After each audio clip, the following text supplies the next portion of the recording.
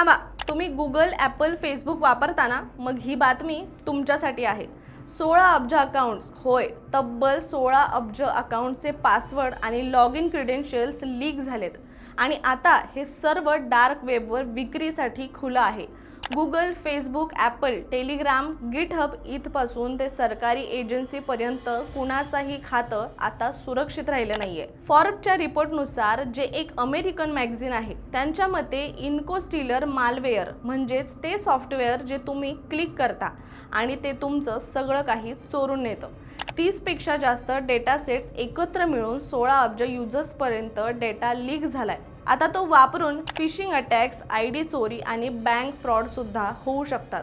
मात्र यातून आपण कसं वाचायचं? तर नंबर 1, लगेचच तुमच्या सर्व डिजिटल अकाउंट आणि प्लॅटफॉर्मचे पासवर्ड बदला.